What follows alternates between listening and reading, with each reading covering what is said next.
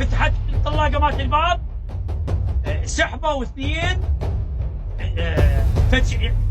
ما مبين بس من خلال الفيديو اللي شوفوني اياه يعني مبينه مال اثنين نزلوا لهم، تقابلوا عليه ونزلوه.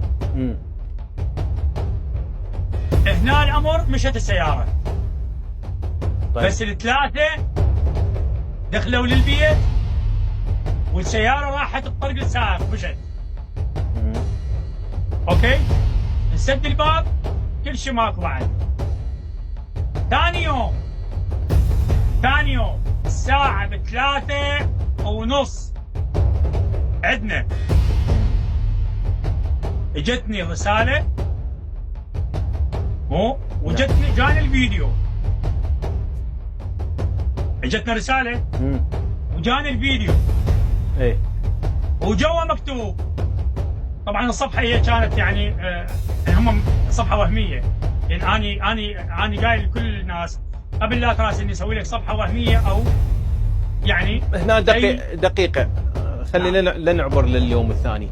السيارة اللي اجتشي واخذتها نوعها ما تم تحديدها؟ تاهو سوداء ما تم رصد ارقامها شيء كذا يمني؟ ما بيها رقم. زين، وين صارت هاي السيارة؟ ما حد عرفها؟ تبعها بالكاميرا يمنى يسرى راحت جتي؟ خلنا اجيك بالسالفة لان ترى ضباط يعني كثير من اتصلوا فيني والله. إيه؟ يعني طيب ايه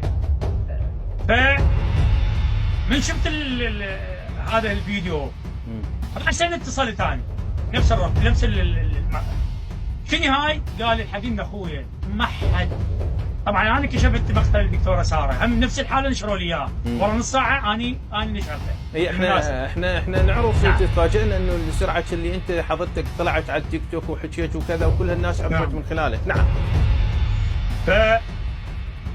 من اتصلت بيهم شنو هاي؟ قال اخويا الحقنا هاي دكتوره بان انقتلت وراح افتح لك كاميرا. طبعا بعد هي طبعا من فتحوا لي كاميرا استاذ سامر، هاي الدشداشه الموجوده هاي مو ثوبها، والدشداشه طبعا اني بالمناسبه احنا قد كشفنا جرائم كان اختصاصنا هو هذا. حتى الثوب مرفوع لفوق، المشهد لا يطاق، الجهاز التناسلي ما موجود، رقم ما موجود، البنيه ممزقه تمزيق يعني ما يسويها حشى الحضور حشى السامع الخنزير. هو وحشيه. انا من خلال تعرف احنا درسنا ورحنا للاردن درسنا الجرائم.